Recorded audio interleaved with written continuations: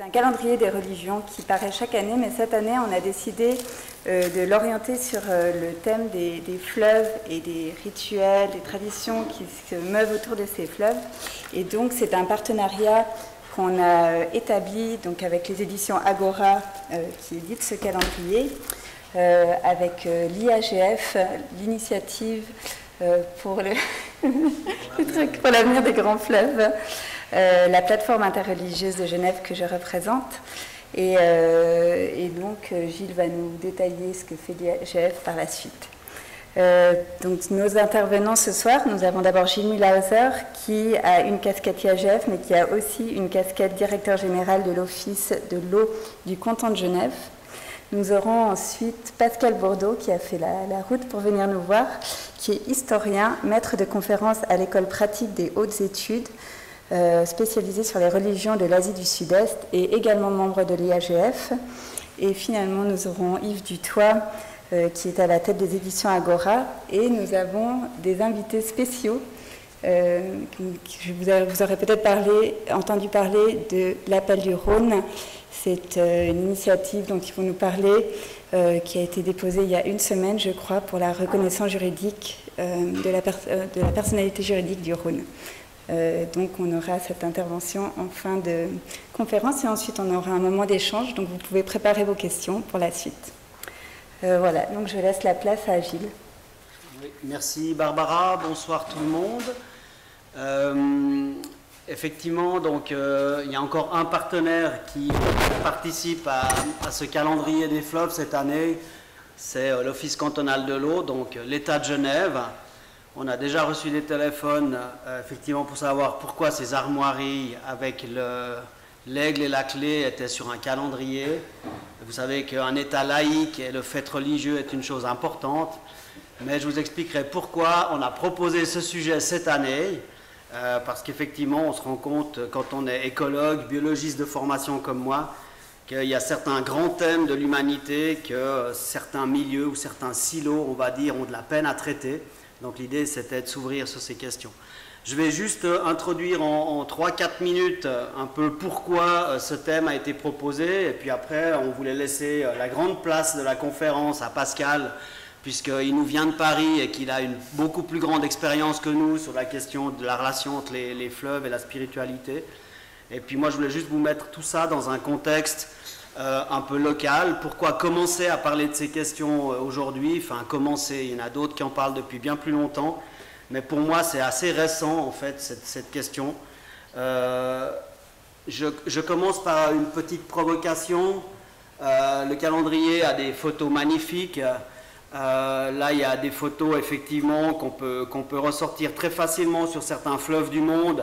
Vous trouvez pour le Gange une multitude de photos qui montrent le lien entre plusieurs religions d'Inde et ce fleuve sacré. Et puis, vous voyez qu'il y a des parallèles avec Genève. Genève, en fait, est très content de la qualité de ses eaux à la sortie du lac Léman. Et on a de plus en plus de gens qui s'égayent dans un rapport, en fait, au fleuve. Vous voyez que les couleurs, pour certaines, sont les mêmes. Qu'il y a effectivement de la joie, des gens qui se dressent, il y a des sceptres d'un côté, des pagaies de l'autre. Donc on se dit, est-ce que toutes les populations ont ce même lien en fait avec leur fleuve? Et peut-être que Yves nous dira aussi tout à l'heure, un peu dans les recherches qu'on a fait pour obtenir les 16 fleuves et un rapport intéressant, on a vu que le Rhône n'était peut-être pas celui qui était le plus facile à illustrer. Alors ça fera aussi écho à l'appel du Rhône. On n'a plus beaucoup de ces liens directs entre spiritualité et le fleuve. Et puis effectivement, pour nous, c'est pas forcément par là en général que commence la réflexion sur la relation. La semaine dernière, j'ai eu l'occasion de faire une conférence et j'ai introduit, c'était après une performance artistique, une chorégraphie, et j'avais introduit 4 thèmes qui me paraissaient importants dans la thématique de la politique de l'eau actuellement. La politique de l'eau, quand vous êtes un haut fonctionnaire qui s'occupe de conseiller des politiciens pour prendre des décisions sur la question de l'eau, vous devez sans arrêt naviguer entre le visible et l'invisible. Et vous savez que sur la planète, l'eau douce qui est disponible pour l'humanité, c'est à peine 1% de l'eau qui fait cette planète bleue. Et quand vous êtes en Suisse, dans ce qu'on appelle le château d'eau de l'Europe, Une grande partie de cette eau n'est pas visible pour les gens, ce n'est pas forcément le Rhône sur lequel on fait du paddle ou on se baigne, il y a des nappes phréatiques, il y a de l'eau dans des tuyaux, donc le lien entre l'humanité et cette eau n'est pas forcément aussi évident que ça. Il y a un deuxième thème important, c'est la Trinité. J'en arrive de plus en plus en fait à une théorie des trois cercles. On la connaît dans d'autres politiques publiques, je ne les nommerai pas, mais on voit bien que, je vous expliquerai après, qu'il y a souvent des rapports à l'eau qui sont très différents selon qu'on veut l'exploiter, l'utiliser durablement ou voire lui foutre la paix et puis n'avoir qu'un lien spirituel avec elle. C'est un point important. Et puis le point principal de mon introduction, c'est quand aujourd'hui vous parlez dans le cadre d'un festival comme celui d'aujourd'hui d'un changement de paradigme, d'une société qui est de plus en plus ouverte à essayer de comprendre comment on doit gérer des ressources de façon durable, vous avez des notions de prestations écosystémiques, de services rendus par les écosystèmes qui arrivent de plus en plus sur la place publique, dans les journaux, mais souvent on ne comprend pas très bien ce que c'est. Et puis là, je voulais aussi faire une petite digression par ce biais-là. Ce qu'on connaît en général de la politique de l'eau, c'est les usages. Alors là, vous avez en fait un schéma compliqué déjà, issu d'une publication scientifique éditée par l'Office fédéral de la gestion de l'eau. Et vous voyez qu'on essaye de décrire une réalité complexe. Vous voyez que l'eau, on se baigne dedans, on pêche, on essaye de l'épurer, on essaye de se protéger contre elle quand elle nous inonde, quand elle déborde, etc. Et la plupart des chercheurs ou des spécialistes en évaluation de la politique publique de l'eau n'arrivent pas à moins d'une quinzaine ou d'une vingtaine de catégories dans les compartiments de cette politique publique. Et autant vous dire que la part culturelle est quasiment jamais présente. Elle est présente à travers les vieux moulins, les parties du patrimoine bâti qui sont liées à l'eau, mais relativement peu présente à travers ces notions, on va dire, invisibles ou immatérielles, ou monétairement non matérialisées, que sont la relation spirituelle, voire le ressourcement personnel. Et puis vous avez maintenant, dans une autre salle, a lieu actuellement un débat sur la biodiversité, puisqu'à Genève, on est en train de présenter le plan d'action sur la biodiversité au Grand Conseil, essayer d'obtenir quelques moyens pour, comment dire, être efficace dans cette thématique. Et là aussi, on est de nouveau sur une roue très complexe. Vous avez pas moins d'une vingtaine de prestations écosystémiques qui est délivrées par la biodiversité. La biodiversité, je vous rappelle que c'est les gènes, les milieux et effectivement les espèces. Donc ces trois grands compartiments de la biodiversité délivrent des prestations à l'humanité. Et puis, vous avez des prestations classiques, les prestations de soutien ou les prestations de régulation qu'on connaît, l'eau qui s'auto-épure pour délivrer de l'eau potable à terme à la population, etc. Vous avez l'eau qui produit des biens de consommation et autres, mais souvent quand vous entrez dans le chapitre de ce qu'on appelle les prestations écosystémiques dites culturelles, vous en avez quelques exemples ici au-dessus. Mes amis et mes collègues scientifiques sont souvent très timides pour décrire ce que c'est qu'une prestation écosystémique dite culturelle, spirituelle, etc. Et c'est pour ça que j'en suis arrivé à proposer à la plateforme interreligieuse de Genève ce thème des fleuves. Je crois qu'Yves le redira, ce n'est pas la première fois qu'un thème qui nous lie en fait à la nature, à l'écologie est traité. Mais là, c'était une manière d'illustrer cette prestation. Et pour terminer, j'arrive à la fin de mon exposé, ce qui va être très difficile dans les années à venir, et aujourd'hui, j'espère juste vous ouvrir l'esprit, amorcer quelques réflexions, Pascal en amènera encore d'autres, c'est qu'on essaie de faire le lien entre les usages d'une ressource comme l'eau ou les fleuves par l'humanité, et puis les prestations écosystémiques qui sont en parallèle, et c'est là où probablement également la notion de personnalité juridique des fleuves, cette manière de dire qu'un être vivant doit pouvoir délivrer à l'infini ou sur le long terme des prestations à l'humanité sans qu'elles soient obérées par des usages, comment dire, par trop impactants, est une chose très importante. Et pour le moment, je dois vous avouer que les législations qu'on a aujourd'hui sur l'eau, que ce soit au niveau national, au niveau cantonal, elles sont magnifiques, elles sont splendides, elles sont bien faites. On peut donner des contraventions quand il y a des comportements qui ne sont pas corrects, mais souvent, il nous manque évidemment des choses qui pourraient se passer d'elles-mêmes si on considérait effectivement un écosystème fleuve comme un être vivant qui puisse se défendre par lui-même ou qui puisse être défendu par la société civile plutôt que seulement par l'État. L'État-providence, je crois qu'on arrive au bout un peu du système, même si j'ai encore quelques belles années devant moi. Voilà. Et pour terminer, effectivement, je voulais juste vous rendre conscient au fait que pour vous, il est évident probablement que l'eau, qui est un produit de consommation, quand vous ouvrez le robinet, c'est une chose par laquelle vous êtes en contact avec cet élément très facilement.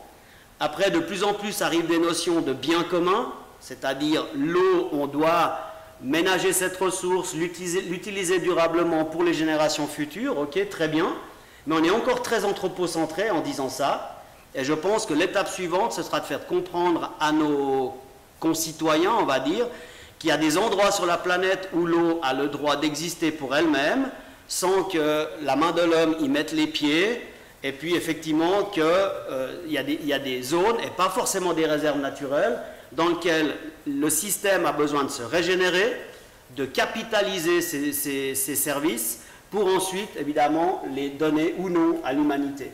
Et c'est là, pour moi, où il y a la relation spirituelle qui intervient très fortement, parce que je ne vous dis pas l'angoisse de certains de mes collègues, quand vous quittez les deux premières catégories, ils ont de la peine intellectuellement à comprendre qu'il y en a une troisième.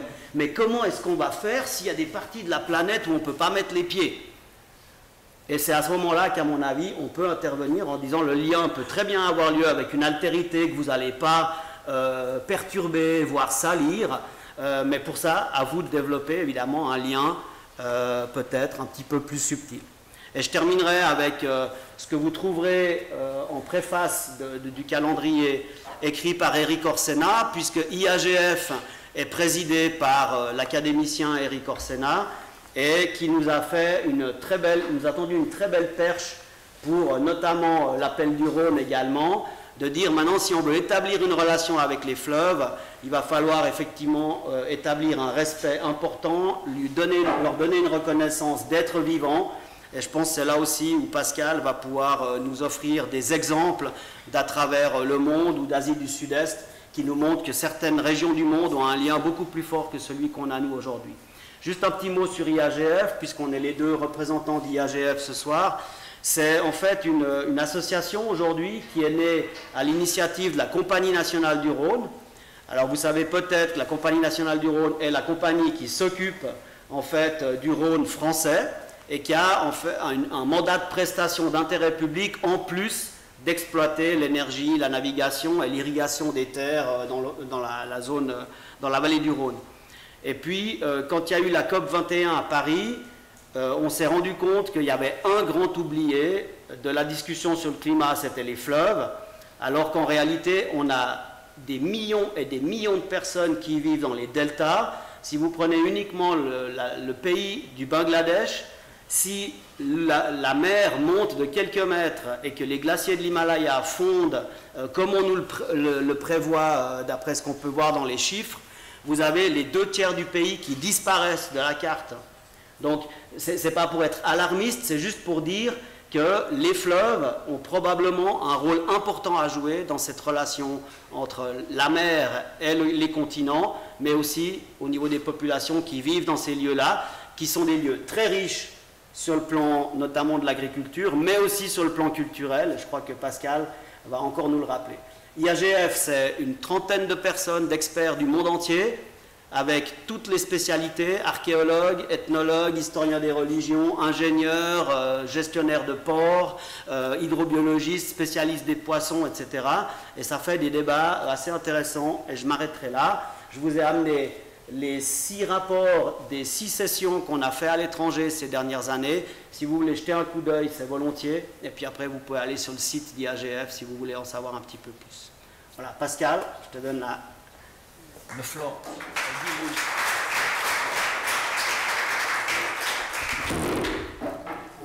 Merci beaucoup Gilles pour cette présentation. Merci à Barbara, merci à la plateforme de m'avoir invité aujourd'hui donc à participer à cette rencontre, à cette conférence, à cette discussion autour de la relation homme-fleuve, homme-religion.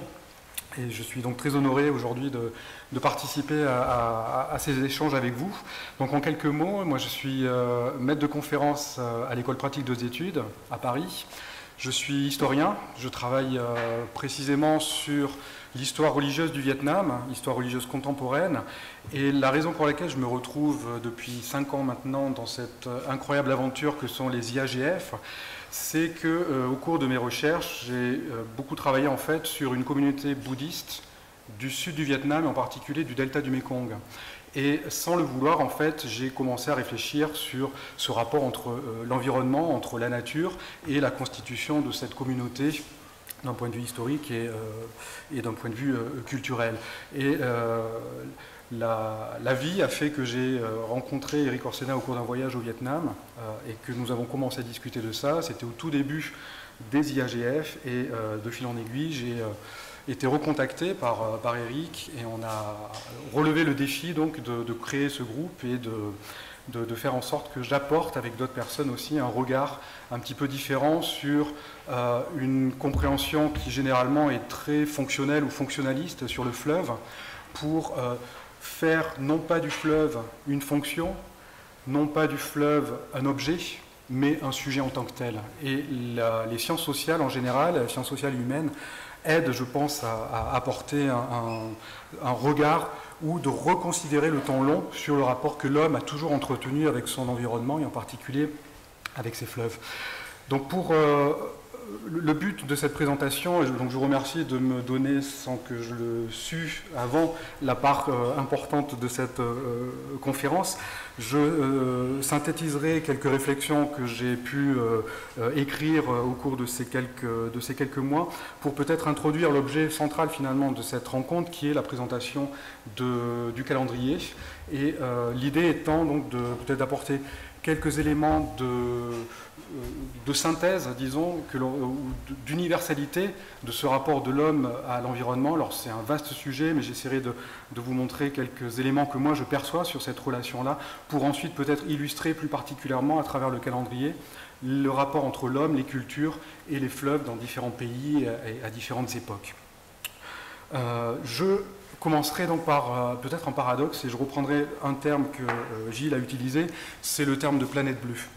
On parle donc de notre Terre, on parle aussi de la planète Terre et de la planète bleue. Et en fait, on se rend compte que toute la définition de notre espace est définie par la Terre et non pas par la mer, alors qu'elle représente, et l'eau, l'élément de l'eau, qui représente finalement 3/4 de notre espace. C'est comme si finalement ces deux éléments, la Terre et l'eau, étaient constamment en conflit et que dans l'histoire de l'humanité, en fait, l'homme a essayé donc de vivre sur la Terre et ensuite de dompter ou d'aller au plus loin de cette terre inconnue qui était les mers pour maîtriser son espace. Dans ce rapport entre l'eau et la Terre, les hommes ont souvent réfléchi et vécu sur des espaces d'interface, en particulier les littoraux, et on voit que ce rapport donc, entre l'eau et la terre a pu donner des civilisations maritimes, développer des sociétés extrêmement importantes, des empires. Tous les empires en fait sont partis aussi par la mer.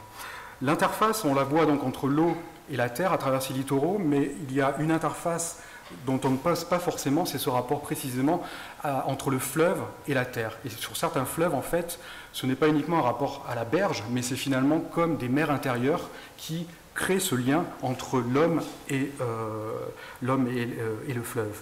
Les fleuves constituent donc par cette interface des voies de communication, des voies de circulation depuis tous les temps. On voit aussi, et Gilles l'a rappelé, que les fleuves sont des éléments en fait, qui se trouvent au cœur des écosystèmes. Lorsqu'on pense les sources des fleuves, les bassins versants, les estuaires, les deltas, ce sont tous ces éléments qui créent finalement le poumon de ces écosystèmes. La fleuve ne fait pas qu'irriguer les terres alentour, il donne aussi finalement force de vie. C'est une vitalité même de l'environnement, mais également bien sûr des hommes qui sont venus peupler ces espaces. Et on voit qu'à travers le fleuve et l'eau, on se retrouve aussi finalement dans ce chaînon indispensable qui crée le cycle de l'eau. Et nous y reviendrons, et j'y reviendrai en fin de présentation. Donc le fleuve est vraiment au cœur de ces écosystèmes. Et c'est relever donc ce paradoxe, lorsqu'on pense la planète bleue, on ne pense pas forcément à ces éléments-là de l'eau, comme on devrait. Un deuxième élément pour introduire donc, ma réflexion, c'est l'ambivalence du fleuve. Ambivalence qui ne signifie pas donc dualité ou conflit entre deux rapports manichéens, mais l'ambivalence d'un fleuve qui fait que à la fois il est source de vie et qu'il a toujours aussi été source de mort ou source de danger. L'ambivalence, c'est précisément réfléchir sur ce rapport et sur cette dialectique entre le fleuve, source de vitalité, et fleuve danger. Et on voit qu'à travers l'histoire et à travers les civilisations, l'homme a tout fait pour dompter, soit du point de vue matériel, technique, mais aussi du point de vue spirituel, ces éléments-là qui lui permettent de vivre en bonne intelligence. Du coup, le fleuve peut être vu comme ces divinités romaines, cette divinité de Janus, ce fleuve à deux visages, et que l'on retrouve aussi dans les religions indiennes, à travers cette figure du Harihara, cette sculpture, cette statue, cette divinité hybride qui montre à la fois Vishnu et Shiva, à savoir ces deux dieux de l'Inde qui sont à la fois l'image donc de la vitalité, de la prospérité, mais également du danger.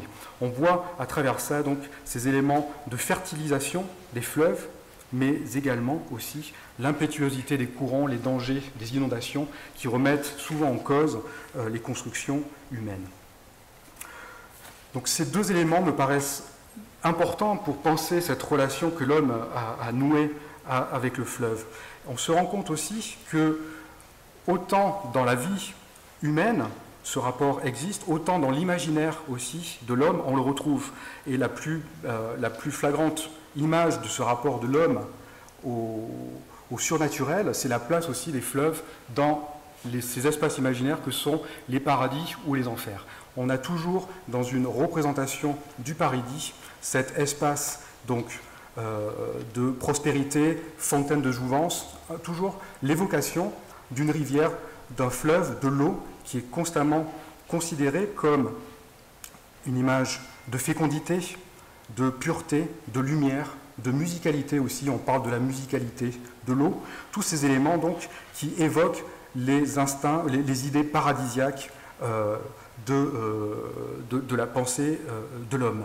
A l'inverse, on voit également à travers, bien sûr, dans la mythologie grecque, ce fleuve du Styx qui, lui, évoque au contraire les dangers, la descente vers les enfers, le risque d'envoûtement des populations à travers des esprits maléfiques qui viennent attirer les hommes dans le cœur des fleuves et au-delà, donc dans ces espaces souterrains, dans ces rivières souterraines pestilentielles qui mènent donc aux ténèbres et qui affligent aux damnés un supplément de malheur et non pas en rétribution donc de ces mauvaises intentions et actions. Voilà là aussi ce double aspect de la symbolique du fleuve que l'on peut percevoir dans ces domaines célestes et des ténèbres que l'on retrouve dans quasiment toutes les sociétés humaines. Si l'on regarde donc historiquement ce rapport entre l'homme et le fleuve, on part au tout début, dans toute civilisation, d'un culte de la nature. Ces éléments immatériels duquel l'homme cherche à se protéger par des rites propitiatoires, par des pèlerinages saisonniers. Et de ce culte de la nature que l'on retrouve donc dans les traditions les plus anciennes, on va voir évoluer selon les cultures donc des formes de divinisation de la nature, et on va voir donc apparaître une forme humanisée, divinisée des fleuves qui deviennent des dieux en tant que tels, des entités individuelles qui ont leur propre personnalité, qui ont aussi leur histoire.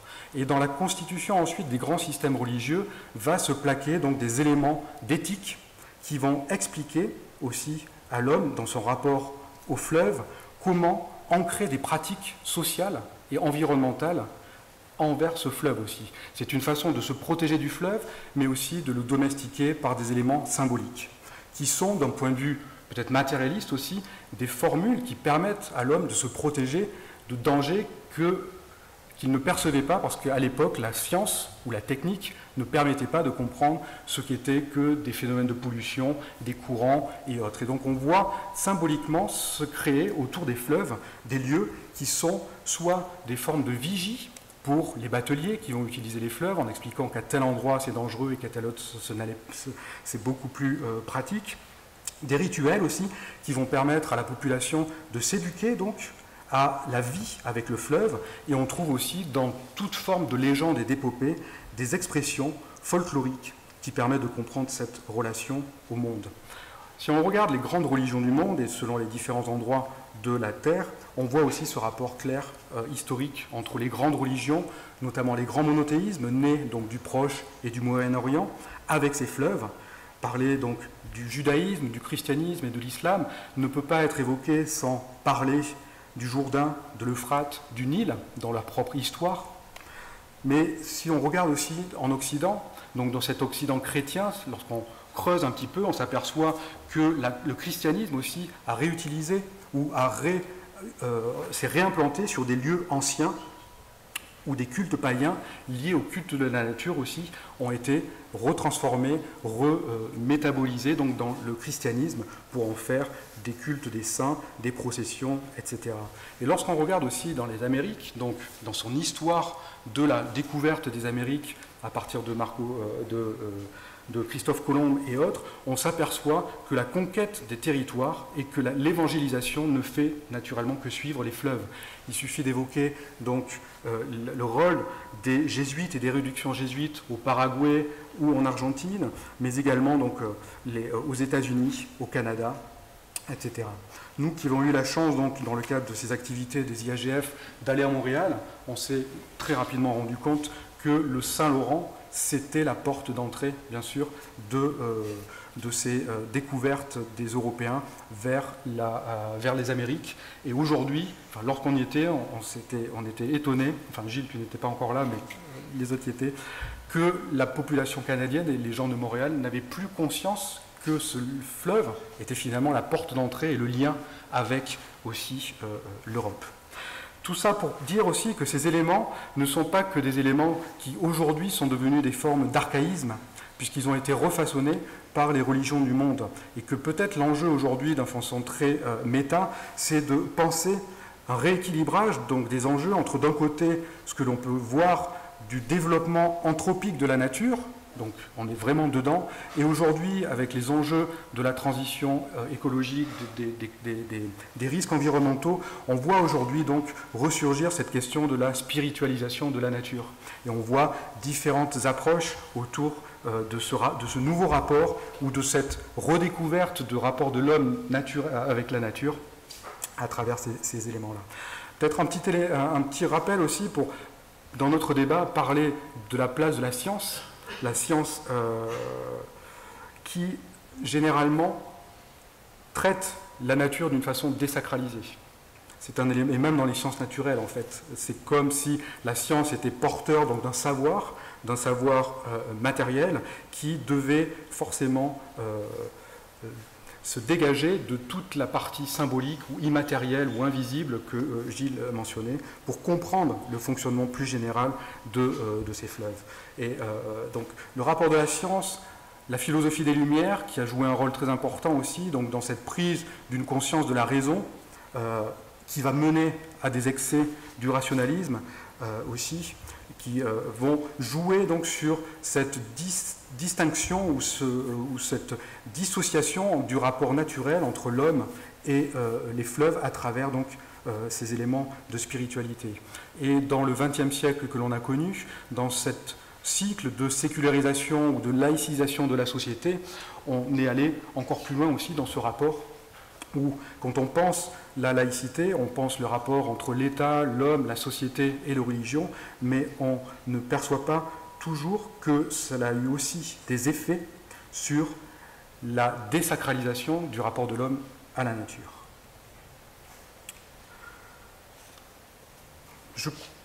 Je commencerai donc à peut-être spécifier un petit peu ces propos généraux en regardant du côté de la vie et bien évidemment donc en illustrant ces propos concernant le rapport de l'homme au fleuve à travers les deux blocs de civilisation fondamentaux que sont l'Inde et la Chine, pour montrer en quoi ces deux civilisations sont à la fois similaires et distinctes.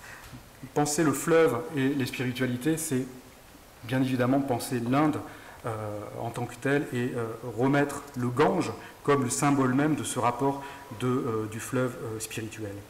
L'eau, dans la culture indienne, est considérée donc comme une substance, et les fleuves sont pris aussi comme des entités sacrées. Donc on trouve la figure de la déesse Sarasvati comme un exemple de spiritualité des fleuves, assez proche de ce que l'on trouvait aussi dans la Grèce antique, avec ce que l'on appelait donc les patomoi. Ces fleuves donc, qui sont considérés, qui sont personnifiés comme des divinités. Certains fleuves sont aussi vénérés ou liés à des grands hommes ou à des divinités en tant que telles.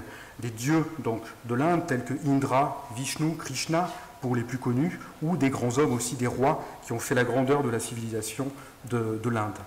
Cette conception indienne donc interprète le monde invisible comme un corps divin. Et dans cette représentation du monde comme un corps divin, naturellement les fleuves jouent le rôle fonctionnel des organes, des artères, des veines, c'est-à-dire de ce réseau donc, de diffusion de la vie. Mais derrière ces éléments-là, certains possèdent aussi un pouvoir supérieur de purification du corps et de l'âme. Et on voit là en quoi le Gange tient sa place centrale, bien sûr, de purification du corps et de l'âme, donc de l'âme des vivants, mais aussi du corps, à travers donc la crémation et le fait de déposer ces cendres dans le Gange permet précisément de passer à travers ce Gange vers l'au-delà et de refaire fusion donc, avec cette idée de l'un unique que dans les religions indiennes donc, on appelle le Brahman. Et on voit là, donc, à travers cette évocation, les trois natures du fleuve, la nature physique, dans sa situation naturelle, spirituelle, qui donne lieu notamment à des pèlerinages ou à des créations de lieux de culte le long des fleuves et des rivières, mais aussi la dimension divine, quasi mystique, d'extase dévotionnelle que le fleuve joue dans le cas de l'Inde. Donc le Gange joue ce rôle central et c'est un système de 7 rivières sacrées que l'on retrouve sur tout l'espace du sous-continent indien qui joue ce rôle de sacralité.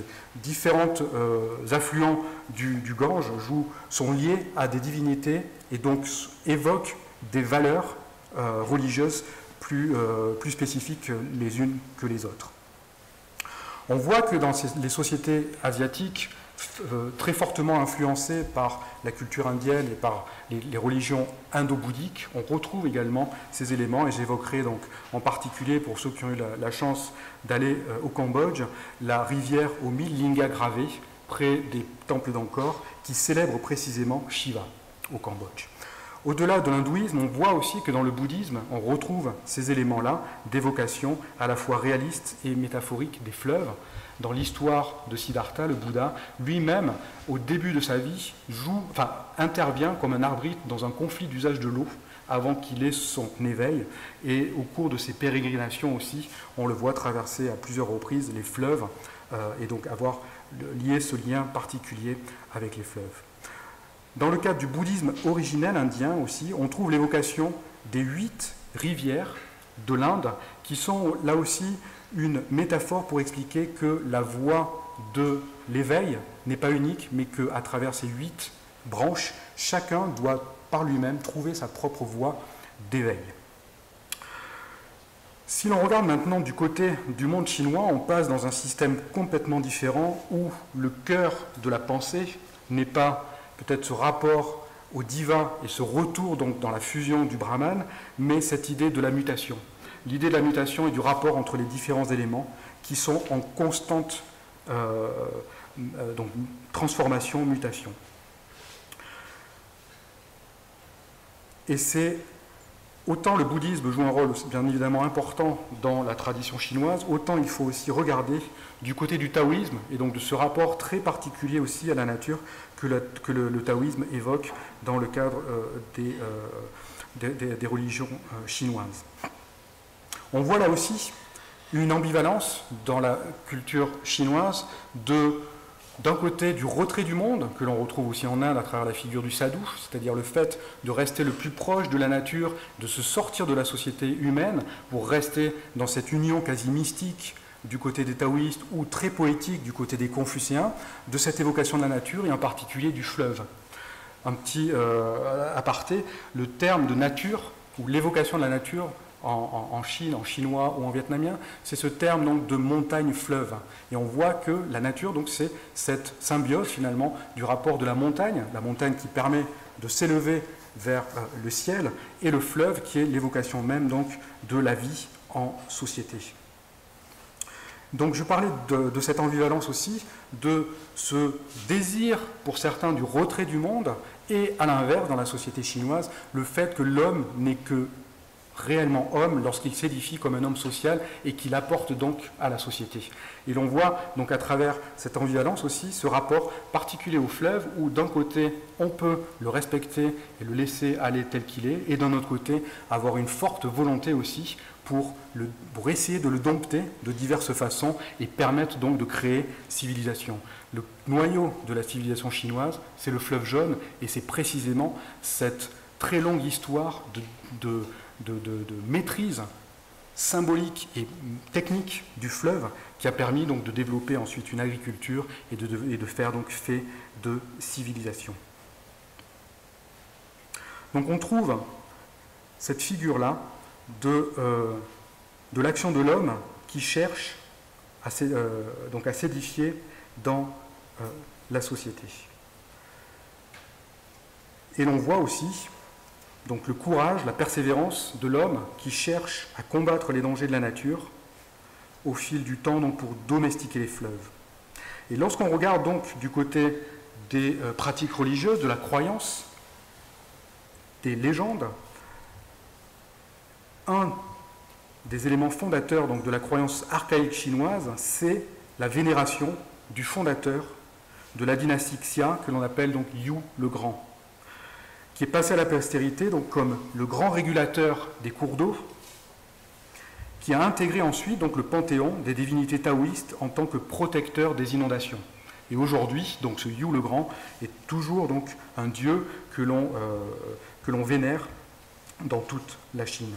Un autre exemple donc, de ce rapport à la divinisation des fleuves, c'est le rapport donc, à un autre dieu, Ebo, qui lui est la personnification en tant que telle du fleuve jaune, qui fut au tout début donc un objet du culte sacrificiel et qui reste encore de nos jours donc une grande figure de la culture et de la littérature chinoise, mais qui est en tant que tel donc la personnification aussi de ce fleuve jaune, et nous avons pu le voir au cours de notre dernière session des IAGF donc l'année dernière.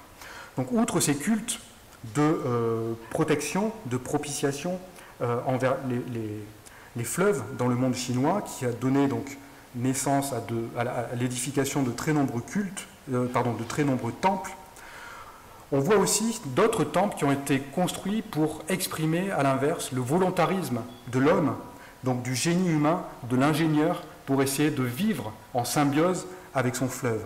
Et donc là, on voit tous ces temples qui sont là aussi pour évoquer le génie de l'homme, le génie vraiment dans le sens de l'ingénieur qui a réussi donc à maîtriser ce fleuve et qui vit avec lui depuis des siècles et des siècles.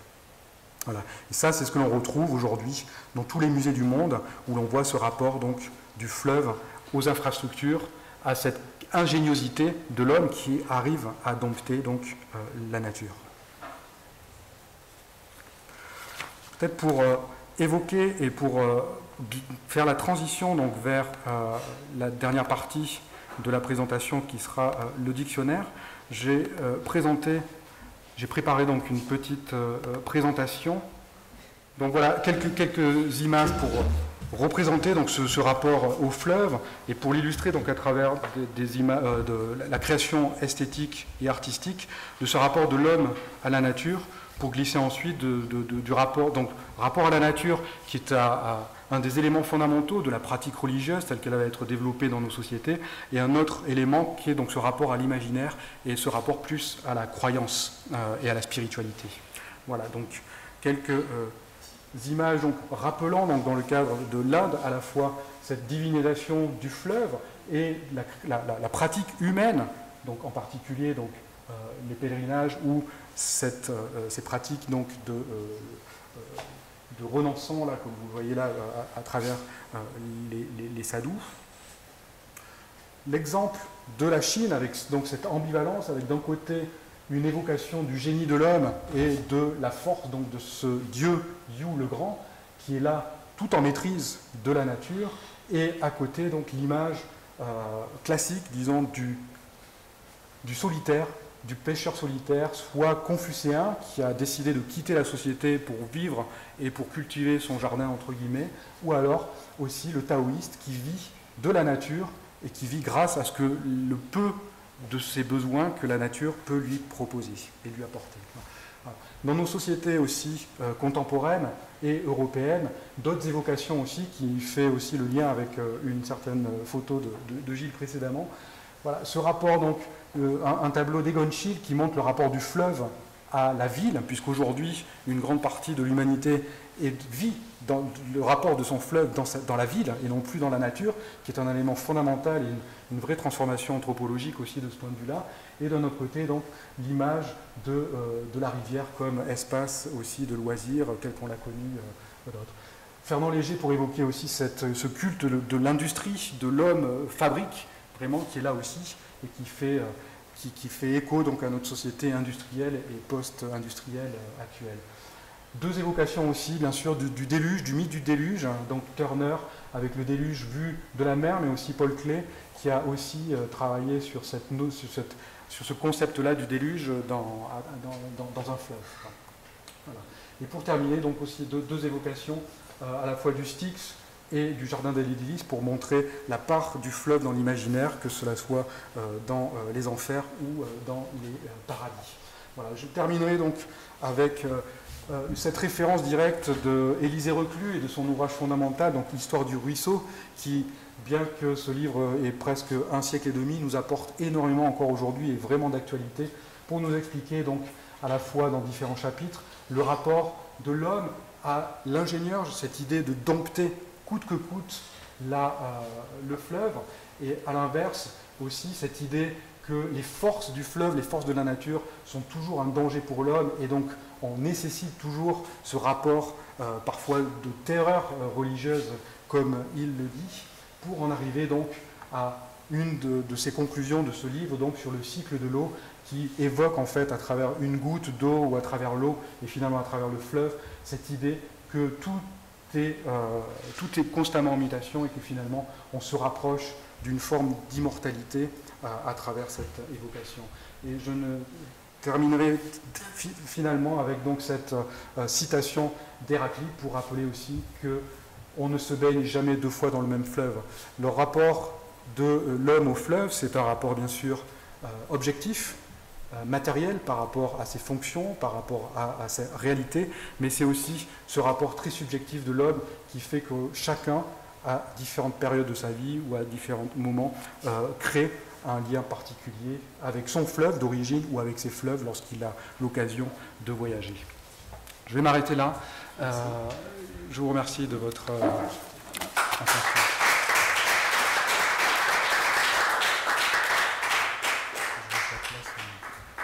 Un grand merci Pascal pour cet exposé très intéressant. Et donc maintenant nous laissons la place à Yves Dutoit, qui est donc le directeur des éditions Agora, qui a édité ce calendrier. Voilà, bonsoir. Alors c'est difficile de prendre la parole après avoir eu deux éminents spécialistes dans leur domaine respectif. Moi je vais parler d'abord un peu plus brièvement et en tant que simple éditeur. Je ne suis pas du tout spécialiste de ces domaines. Moi, chaque année, je fais des ouvrages divers et variés. Et puis, bien évidemment, que j'ai une curiosité, ne serait-ce que par ma formation de géographe et d'historien, j'ai forcément une curiosité d'aborder un thème comme celui-là. Mais je pense, alors, ce qui est important, donc moi, je vais m'appuyer un petit peu sur ce calendrier des religions, mais qui n'est pas qu'un calendrier qui a vraiment cette thématique avec des pages qui sont des pages à part entière autour d'un certain nombre de fleuves, au-delà de la dimension strictement calendrier. Du reste, petit projet d'avenir, on en a déjà discuté. Ce calendrier débouchera très certainement d'une part sur une exposition itinérante, ça c'est le premier point, que ce soit dans un cadre scolaire ou auprès du grand public. Et puis on a aussi dans l'idée d'en faire un ouvrage en reprenant un certain nombre d'éléments existants et puis en l'étayant avec des regards croisés divers et variés. Voilà. Donc ça, c'était le premier point. Donc, je vais vous donner à voir cette publication, vous faire un petit survol, comme ça, un petit parcours impressionniste et subjectif. Et puis, ce qu'il faut savoir, c'est que cette publication, et en fait, on l'a faite pour la première fois en 3 langues, grâce notamment aux différents partenaires qui ont été évoqués, donc non seulement en français, mais en allemand, comme on le faisait déjà ces dernières années, et pour la première fois aussi en anglais. Je ne vais pas m'arrêter sur le titre en anglais, mais je vais m'arrêter sur le titre en allemand, parce que je le trouve très évocateur, et en plus, par rapport à tout ce qui a été dit jusqu'à présent, il y a un terme, parce que c'est toujours la question de la traduction, c'est de la difficulté. Quand on est éditeur, on se rend compte à quel point il est difficile de traduire, surtout quand on a peu de place à disposition. L'allemand, notamment, étant une langue qui prend passablement de place. Et dans le titre, le mot qui a été choisi, parce que l'esprit des fleuves, vous voyez, c'était quelque chose qui n'allait vraiment pas en allemand, on ne pouvait pas trouver quelque chose de très similaire, donc on a pris un autre terme, enfin c'est la traductrice, elle a choisi donc les fleuves Flüsse, et après elle a pris comme terme, je vais le prononcer un peu à la française, vous m'excuserez, Lebensadern der Erde. Donc Lebensadern, c'est les veines de vie de la terre. Et je trouve que ça résume vraiment, c'est un terme qui est très porteur. Alors quand on dit les veines de vie, c'est pas très joli en français, il paraît qu'en allemand ça sonne vraiment très très bien. C'est pour reprendre un des termes qui était employé par Pascal Bourdeau, hein, là, il parlait à un moment donné de la diffusion de la vie. On est bien dans cette idée-là. Et puis, moi, ce que je vais vous dire un petit peu, je parlais de parcours impressionniste et autres, c'est juste vous donner, voilà, moi je mets en contact des spécialistes. J'ai travaillé, puisqu'on a pris 16 fleuves, on a abordé 16 traditions différentes. Il y a eu des regards sur des traditions d'Asie avec le taoïsme, avec l'hindouisme, etc. Bien sûr qu'il y a les traditions plus proches de chez nous, abrahamiques. Il y a les Sikhs qui sont là. Il y a des traditions ethniques. On est allé du côté de l'Amazonie, on est allé du côté des Amérindiens, etc. Donc il y a différentes choses qui ont été abordées. Puis à chaque fois, pour moi, c'est quelque chose de très intéressant, c'est que je vais dialoguer avec différents spécialistes et c'est chaque fois très très enrichissant. Donc finalement, moi ce que je vais vous dire, c'est qu'est-ce que j'en retire quand je fais un travail comme celui-là, et puis je pense que c'est aussi un peu le fil conducteur éditorial qui permet de construire une publication comme celle-ci, qui une fois encore est vraiment un ouvrage collectif. Tout à l'heure, tu as mis en exergue, et c'est resté un long moment, des petits extraits de la préface d'Éric Orsena, donc président d'IAGF. Et je veux je reprendrai une ou deux fois un ou deux éléments tirés justement de cette préface, parce qu'il me semble qu'ils sont très forts et puis qu'ils structurent bien des éléments clés de cette publication. Donc il dit à un moment donné, tout fleuve est un royaume et pas seulement de poissons, il séjourne des légendes, s'épanouissent des religions, s'y développent sur ses rives des civilisations. Tout fleuve est un récit miroir de nos sociétés, le Gange raconte l'Inde, comme le Nil dit l'Égypte et le Mississippi le sud des États-Unis. Donc pour moi, ce qui est vraiment important, et puis c'est un peu le mot-clé comme ça qui m'a accompagné quand on a fait cette publication, c'est la question du récit. Et je crois que c'est quelque chose qui a aussi ressorti dans ce qui a été dit tout à l'heure, c'est qu'il y a vraiment, les fleuves, ils racontent un certain nombre de choses. Et de quelle manière ils les racontent? Alors, peut-être juste un tout petit mot sur la photo que vous voyez là. On est précisément, on est au bord du Mékong. On est chez une ethnie bouddhiste qui sont les Dai. On est là en Chine, mais une grande partie d'entre eux se trouvent, sauf erreur, en Thaïlande. Et puis là, ils célèbrent en fait le Nouvel An, qui est pour eux à la mi-avril. On est à la période de la mousson. Et puis ils s'aspergent mutuellement. Ça peut être parfois, comme c'est le cas ici, des femmes. On voulait donner aussi une place aux femmes dans cette publication. On cherche toujours un équilibre. Pour nous, c'est quelque chose qui est très important. Évidemment que les hommes en font de même. Et donc, à cette occasion, ils lavent les uns et les autres traditionnellement les statues, et puis après, ils s'aspergent aussi, comme c'est le cas ici, par exemple, avec des bassines. Et puis à cette occasion, l'eau elle est considérée comme bénéfique, dotés de vertus guérisseuses et de fonctions rituelles de purification et de fertilité. Alors, on a fait un parcours, donc là vous avez, quand vous rentrez, vous avez une carte comme ça, un planisphère, et puis on a choisi 16 fleuves, alors avec des critères, c'était pas... ce serait difficile de tous les évoquer, on a dû croiser un certain nombre de choses, d'abord pour tenir compte d'une diversité géographique, pour tenir compte d'une diversité évidemment en termes de culture et de tradition. Donc voilà, il y a différents facteurs qui ont prévalu pour avoir, et puis voilà, on ne pouvait pas, vu la publication, c'est 16 mois, 16 fleuves, on a une publication, c'est un calendrier, je fais une petite parenthèse un peu particulier, parce qu'il répond aussi bien à l'année scolaire qu'à l'année civile, donc il commence en septembre, en l'occurrence de cette année, maintenant, pour se terminer en décembre 2021, pour répondre donc une fois encore à l'année scolaire et à l'année civile, puisqu'on a un peu deux publics pour cette publication. Donc 16 fleuves, 16 traditions et rituels, et puis en petites vignettes, avec, vous voyez, les petits pictogrammes, je ne vais pas m'arrêter évidemment sur chacun d'entre eux, voilà un petit peu le voyage, en fait, qu'on invite à faire à travers cette publication. Une chose encore, alors les choses sont un petit peu petites, mais c'est juste pour comprendre aussi, pour chaque tradition, donc outre l'aspect strictement calendrier, on a après des pages autour des fleuves. Donc, je vais très brièvement juste vous montrer 3 exemples. L'Amazone, comme qu'on a là, c'est toujours construit de façon identique. Et on a une perspective, et en ce sens, il y avait une allusion qui était faite tout à l'heure des personnes qui se sont déjà plongées, immergées dans le calendrier sur les fleuves. Donc, on a vraiment une nouveauté par rapport au thème qu'on faisait les années précédentes, la manière dont on les abordait, c'est qu'on a non seulement une approche d'historien des religions, anthropologique autour des religions, mais on a aussi une approche, de par l'existence même du fleuve, historique et géographique autour des fleuves. Donc là, par exemple, avec l'Amazone, le petit texte à gauche, alors c'est des choses qui sont volontairement succinctes, hein, ça se lit relativement rapidement, mais on a un texte qui se veut à la fois géographique et historique sur le fleuve Amazone. Après, on a des cartes.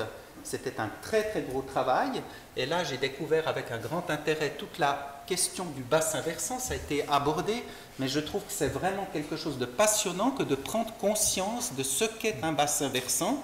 Il y aura certainement une allusion tout à l'heure au Rhône, qui du reste fait partie, comme vous l'avez vu tout à l'heure, fait partie des 16 fleuves abordés, et puis là alors on est avec l'Amazone, vraiment... un des plus grands bassins au monde, et en tout cas en termes de débit, c'est complètement fou, puisque, sauf erreur, les chiffres, c'est entre 17 et 20% de l'eau douce dans le monde, dans la globalité, provient de ce bassin.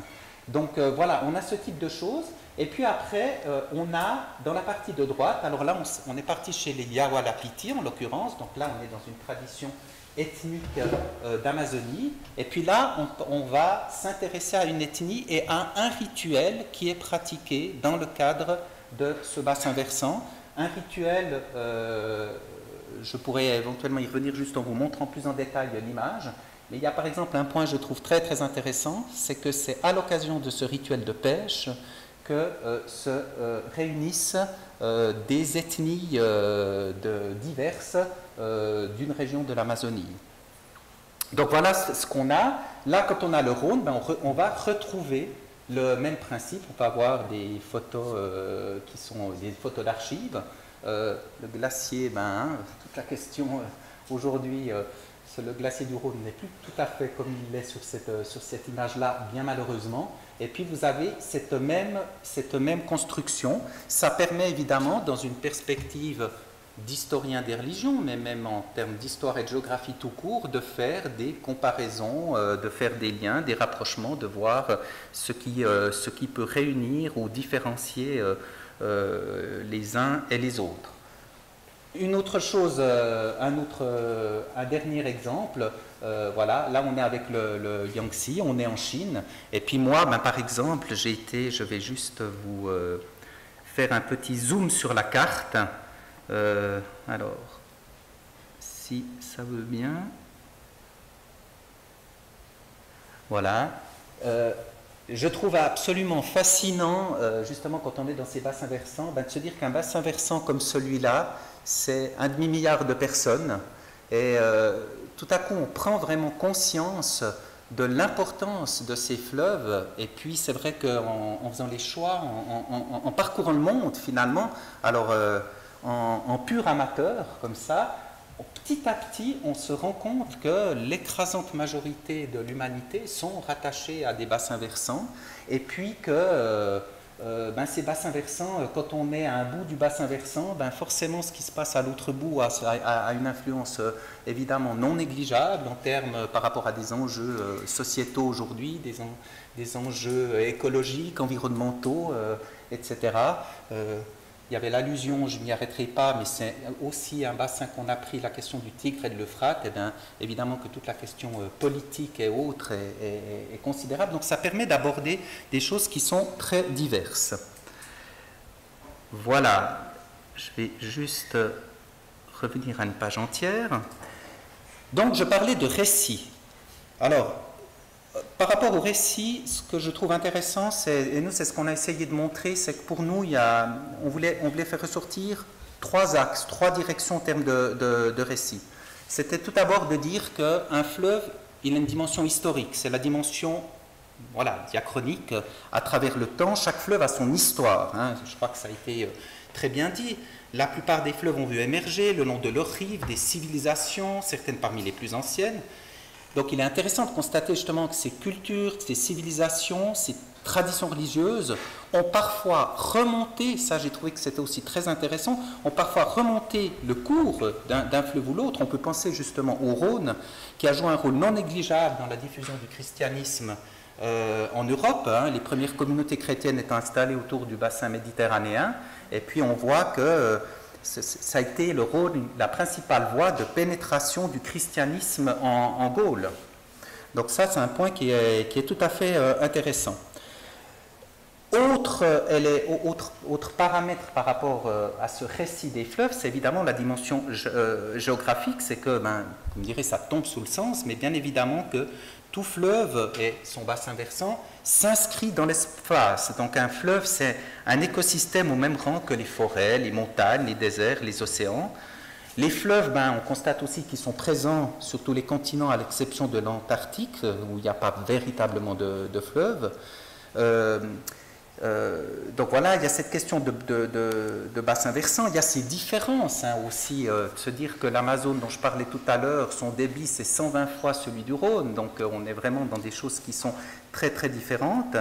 Et puis moi ce qui m'a aussi fasciné, c'est de se dire que il y a des bassins versants. Si on prend par exemple le Nil, en particulier le Nil bleu, par rapport à la question des sources, de constater que il y a des fleuves où c'est que tout dernièrement, et encore, on n'est même pas sûr d'avoir véritablement trouvé la source de certains fleuves.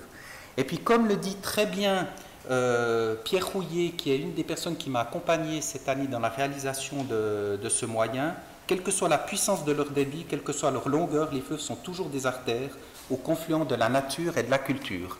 Alors justement, à propos de culture, c'est la troisième dimension évidemment qui pour nous est importante, en termes de récit, c'est cette dimension culturelle et religieuse qui parcourt la publication. Donc des grands fleuves de la planète ont vu émerger le long de leurs rives des civilisations qui comptent parmi les plus anciennes. Et on faisait allusion tout à l'heure à la Mésopotamie, plus de 3000 ans avant notre ère, autour du Tigre et de l'Euphrate. Il en va de même, par exemple, de l'Égypte ancienne, bien sûr. Pour l'historien gréco-Hérodote, il disait que c'était un don du Nil. Donc voilà, donc là vous avez une barque de procession de la déesse Anouket. Plusieurs fleuves aussi ont conservé dans des cultures diverses ce caractère sacré. Il a été longtemps, enfin il y a eu un bon moment qui a été consacré à l'hindouisme et puis au Gange où les hindous viennent se purifier de leurs fautes et honorer notamment, nous on a mis l'accent là-dessus avec cette très belle photo où ils viennent honorer Surya, hein, le dieu du soleil, lors de festivités annuelles. Il y a notamment le festival ici de Chhat Puja. Là, on est non loin de la ville de Delhi. Là, on n'est pas tout à fait dans le Gange, on est dans un des principaux, dans l'un des principaux affluents qui est la Yamuna. Alors, on me fait comprendre qu'il faut que j'avance, donc je vais conclure rapidement. J'aurais eu 2-3 choses à vous montrer, mais à vous de les découvrir si vous êtes intéressé par la publication. J'aimerais dire en conclusion que j'ai pris conscience, en fait, à travers la réalisation de ce travail, que les fleuves, ils ont évidemment un rôle clé à jouer pour notre futur. J'ai pris conscience aussi qu'ils sont au cœur des cultures, non seulement matérielles, mais immatérielles, comme ça a été dit. J'ai aussi pris conscience, je pense que c'est vraiment important, des défis climatiques et sanitaires que nous avons vraiment aujourd'hui à relever. Et puis là, je rebondis sur ce que dit Erik Orsena. C'est ce que, j'aime bien ça, je pense que c'est important. Est-ce que là, maintenant, nous autres, est-ce qu'on a, mais quand je dis maintenant, c'est aujourd'hui, c'est dans l'immédiateté, est-ce qu'on a la capacité à donner, moi j'aime bien la parole, on a parlé de la place avant, Erik Orsena dit, est-ce qu'on a la capacité de donner la parole aux fleuves pour mieux les connaître et les reconnaître, et je terminerai par ça, en le citant, il dit, les reconnaître, c'est prendre conscience que notre avenir est lié au leur, les reconnaître, c'est leur accorder la légitimité qui leur revient. Donc ça me permettra de faire la conclusion avec Ideo qui aura 2-3 choses à dire. Quant à la question des droits, à donner aux fleuves et aux rivières, et cette question de ce pas juridique qui est certainement indispensable, car, pour reprendre la question, le titre en allemand, hein, car sans fleuve, sans ces veines de vie, sans ces Lebens Adern quelque part, et bien moi je pense qu'on court à notre perte.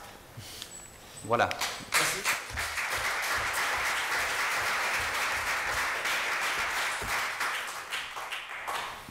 Merci beaucoup Yves. Alors Alternativa nous a ramené à l'ordre, il ne nous reste que quelques minutes, mais on sera quand même très intéressé d'écouter Frédéric Pitaval qui est à la direction de IDEO. Écoutez, merci de nous recevoir pour parler d'une petite action que nous avons lancée la semaine dernière, officiellement, l'appel du Rhône. L'appel du Rhône est né donc sur une idée, sur un constat, le constat que finalement on vient de parler de choses qui se voyaient, de choses qui ne se voyaient pas, de spiritualité des fleuves, on parlait de sang, finalement les fleuves sont les sangs de la terre. L'homme a toujours été associé à ces fleuves, il n'a pu se développer que grâce aux fleuves, grâce à l'eau douce. Et finalement, c'est dans nos civilisations, c'est finalement ce qui nous est le plus proche, qu'on oublie forcément le plus rapidement. Et donc, l'appel du Rhône est né de ce constat-là, le constat que finalement, le droit actuel, qui est un droit de réparation et non pas un droit de préservation, malheureusement ne nous protège pas, ne protège pas nos droits fondamentaux ni les conditions d'existence de nos enfants. Et on a la chance, et là on vient de le voir grâce à tous ces témoignages que partout dans le monde, notre rapport à l'eau évolue, est plus ou moins ténu. Et on a la chance que partout dans le monde, des actions sont en train de se lancer. Je crois avoir vu dans le calendrier le fleuve Wanganui, en Nouvelle-Zélande, où finalement, en 2017, tout a commencé, mais il y a eu un grand pas qui a été fait avec la reconnaissance d'une personnalité juridique à ce fleuve. Mais la Colombie, l'Équateur, le Bangladesh et bien d'autres États, et même aux États-Unis, ont fait le pas. Et en Europe, on n'a pas encore osé. Et on n'a pas encore osé pour tout un tas de choses qu'on pourrait expliquer, mais peut-être parce qu'on s'est justement éloigné, et à la fois d'un point de vue spirituel de nos fleuves, mais on s'est trop éloigné de la nature. Et le pari que l'on fait avec l'appel du Rhône, c'est finalement de remettre nos fleuves, de remettre nos écosystèmes dans nos réflexions, et plus que dans nos réflexions, dans notre avenir, dans le seul peut-être moyen justement de garder ces veines de la terre, nous permettant de survivre et de nous imaginer un avenir. Alors on veut, nous, s'inscrire avec l'appel du Rhône dans ce sillon qui a été tracé par d'autres, et il a été tracé par d'autres parce qu'il y a urgence urgence climatique, urgence liée à la disparition de nos sols, à l'acidification de nos océans, aux pollutions, bref, aux 9 limites planétaires. Et ces 9 limites planétaires peuvent être une chance. Une chance si, pour nous, on développe nos activités, parce qu'il n'est pas question avec l'appel du Rhône de faire une réserve du Rhône. On ne veut pas vivre contre la nature, on veut vivre avec la nature. Et pour vivre avec la nature, l'appel du Rhône, c'est cela, c'est faire en sorte que l'on puisse respecter ces 9 limites planétaires. Donnons, exigeons un droit qui soit préventif, et non pas actuellement sur la réparation qui ne fonctionne pas. Donnons la possibilité à un fleuve de se défendre par lui-même, pour ses propres besoins, et pas pour les nôtres. Et nous verrons que naturellement, nous allons pouvoir nous inventer un avenir. Mais pour cela, et c'est l'appel du Rhône, on a construit notre appel sur cela, nous avons besoin d'une force collective, nous avons besoin d'une force populaire, parce qu'il ne se passera rien, il ne changera rien, si nous-mêmes ne sommes pas convaincus que nous sommes force d'action et que nous pouvons changer les choses, et nous pouvons faire changer les choses. Alors grâce à l'appel du Rhône, c'est en fait nous mobiliser tous, en tant qu'individus, en tant qu'association, en tant que société, en tant qu'entrepreneur ou organisation, de dire que peut-être finalement nous avons tous à inventer un nouveau monde et que ce nouveau monde peut passer par le droit de la nature. La première étape de cet appel, c'est cela, c'est comptons nos forces, unissons-nous dans ces territoires le long du Rhône, puisque finalement il n'y a pas de frontières, c'est une mobilisation citoyenne et transnationale que nous souhaitons faire. Et grâce à cette force collective, grâce à ce pouvoir que nous allons pouvoir nous octroyer, nous allons pouvoir aussi faire en sorte que des juristes soient également très créatifs. Ça existe partout ailleurs, dans le monde on y réfléchit. Le GARN Europe, cette Global Alliance for the Rights of Nature, travaille à la réunification des causes, finalement des combats. Mais ici aussi en Suisse, nous reviendrons, grâce à l'appel du Rhône, au Forum de Genève, pour le 9e, je crois, Rassemblement international sur les droits de la nature, où on s'aperçoit que, également en Suisse, est en train de germer une action plus que simplement tournée sur le Rhône, mais au niveau du bassin versant du Pô, au niveau du bassin versant du Danube, au niveau du bassin versant du Rhin. Et qui mieux que la Suisse pour représenter ces bassins versants?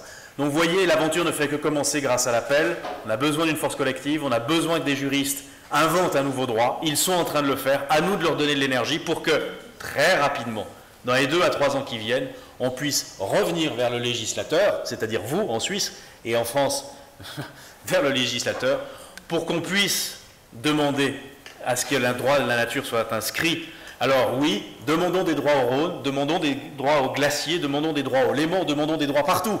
C'est en fait grâce à nous tous et cette volonté-là que l'on pourra faire changer les choses. Alors vous pouvez nous soutenir sur l'appel du Rhône en un seul mot.org. Vous pouvez signer l'appel et grâce à vos soutiens, nous allons faire en sorte de pouvoir avancer cette cause très souvent, très rapidement et surtout en s'inventant des récits. C'est possible, il faut y croire et les artistes vont nous y aider. Vous verrez ces prochains mois, nous allons construire plein d'actions qui seront également portées par les artistes. Voilà, merci. Alors un grand merci et bravo pour cette belle initiative. J'espère ne pas vous frustrer, malheureusement on n'a plus le temps pour les questions en auditoire. Par contre ce que je vous propose c'est qu'on se retrouve là à la sortie et qu'à 1,50 m de distance on puisse échanger un par un. On a aussi des calendriers avec nous si vous en voulez qui sont à 15 francs l'unité et 12 si vous en prenez 10 pour vos cadeaux de Noël. Merci à tous et merci à tous nos intervenants.